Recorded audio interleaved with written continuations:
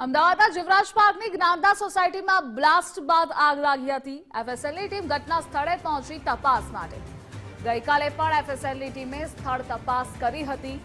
Gas bottle સહિત આનુષંગિક પુરાવા એકત્રિત કરવાની કાર્યવાહી। અને આ મુદ્દે સંવાદદાતા અર્પિત જોડાયેલા છે। અર્પિત, જ્ઞાનદા સોસાયટીમાં બ્લાસ્ટ બાદ આજે ફરી એક વખત આગ લાગી હતી। એફએસએલની ટીમ પણ ત્યાં પહોંચી છે। શું અપડેટ મળી રહી છે ત્યાંથી?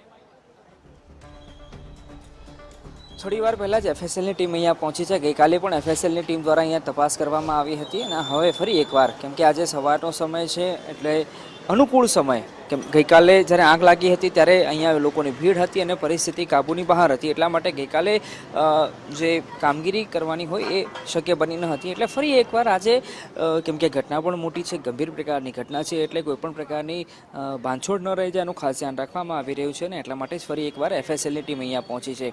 આપ જોઈ રહ્યા છો કે આ સ્થળ છે કે જ્યાં આગ લાગી હતી, એ આગ લાગવાના સ્થળ પર જે નાની નાની રિફિલ કરવાની, ગેસ રિફિલ કરવાની બોટલો છે, એ બોટલો ને પણ અહીંયા તપાસમાં ચકાસવામાં આવી રહી છે અને એમાં જે કન્ટેન્ટ કયા પ્રકારનો હતો, શું વાંધાજનક એના પર એમાં કન્ટેન્ટ હતો, કયો કન્ટેન્ટ હતો, એ તમામ પ્રકારની વિગતો હાલ એકત્રિત કરવાની કામગીરી ચાલી રહી છે। એફએસએલની ટીમ છે, સાથે સ્થાનિક પોલીસ પણ અહીંયા જોડાઈ છે એફએસએલની તપાસમાં। અને જે આગ લાગવાનું સ્થળ છે ત્યાં આગ લાગવાનું કારણ અને આગમાં કયા પ્રકારની કેટલી ભયાનકતા હતી, કેટલી વિકરાળ આગ હતી, શું કારણ હોઈ શકે, એ તમામ પ્રકારની બાબતોનો એક જાણકારી, એક કયાસ લગાવવા માટેની તમામ પ્રયાસો અહીંયા કરવામાં આવી રહ્યા છે। નાના નાના કન્ટેનર પણ જોવા મળી રહ્યા છે કે જેમાં એફએસએલની ટીમ જે પણ ચીજ વસ્તુઓ એમને મળે કે જે આગ લાગવાના કારણમાં એમને મદદરૂપ થઈ શકે, તમામ પ્રકારની ચીજ વસ્તુઓ એકત્રિત કરવામાં આવી રહી છે।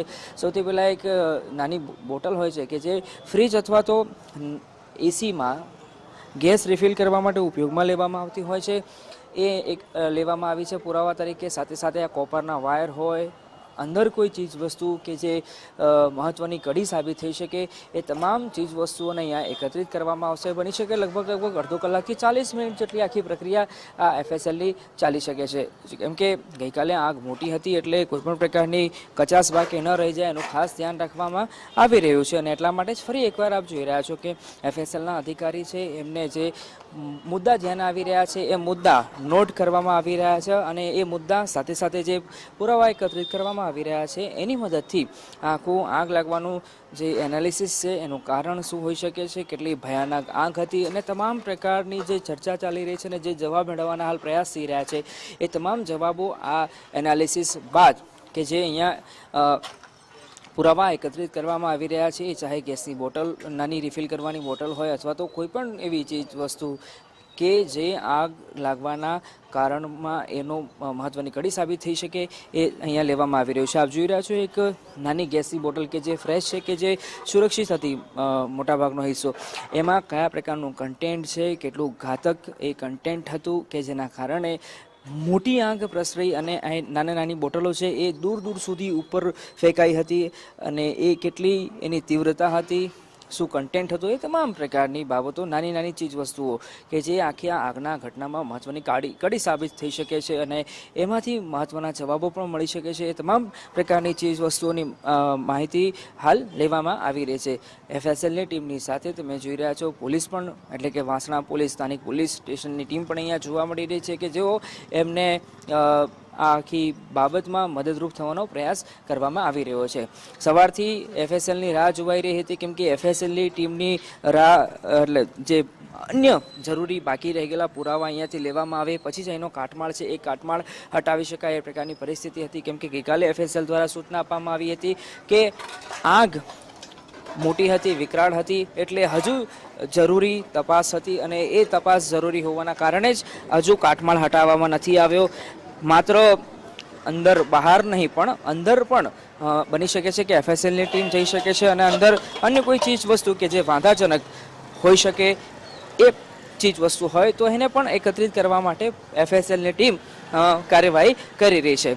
ગઈકાલે આગ લાગી હતી, લગભગ 3 થી 4 વાગે આગની ઘટના બની હતી અને આગની ઘટનામાં 2 લોકોના મોત થયા હતા। એ 2 લોકોના મોત થયાના કારણે લોકો અહીંયા ટોળા ઉમટી ગયા હતા। ઘટના ખૂબ ગંભીર હતી, કેમ કે એક નાના બાળકનો પણ મૃતકમાં સમાવેશ થાય છે. ગઈકાલે સ્થાનિક પોલીસના અધિકારીઓ, સ્થાનિક કોર્પોરેટરો, ધારાસભ્યો પણ અહીંયા પહોંચ્યા હતા અને ઘટનાની પરિસ્થિતિ અંગે તાગ મેળવવાનો તેમણે પ્રયાસ કર્યો હતો. એટલે આના પરથી અંદાજો લગાવી શકાય કે ઘટનાની કેટલી ગંભીરતા હતી, કેટલી ચિંતાજનક આ આખી આગની મેટર હતી. અને એટલા માટે જ હાલ અહીંયા ફરી એકવાર એફએસએલની ટીમ પહોંચી છે કે જે હજુ વધારે આનુષાંગિક પુરાવા કે જે આખી આગની ઘટના લાગી છે એમાં મહત્વની કડી સાબિત થઈ શકે છે. આગના કારણ જાણવા અંગે એ તમામ પ્રકારની માહિતી અહીંયા મેળવવાનો પ્રયાસ પણ થઈ રહ્યો છે.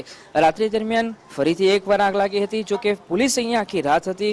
ઘટનાની ગંભીરતાને જોતા સ્થાનિક પોલીસ સ્ટેશન દ્વારા અહીંયા બંદોબસ્ત રાખવામાં આવ્યો હતો જેથી કરીને કોઈ અંદર ન પ્રવેશે, અહીંયા ભીડ ન થાય એનું ખાસ ધ્યાન રાખવા માટે પોલીસ પણ અહીંયા બંદોબસ્ત માટે રાખવામાં આવી હતી. એના ધ્યાને આવ્યું હતું કે રાત્રે આગ લાગી એટલે કહેવા પોલીસ ફાયર વિભાગને જાણ કરવામાં આવીને ફાયર વિભાગ દ્વારા અહીંયા 2 ગાડી પહોંચી હતી અને ફરીથી તુરંત જ આગ પર કાબુ મેળવી લેવામાં આવ્યો.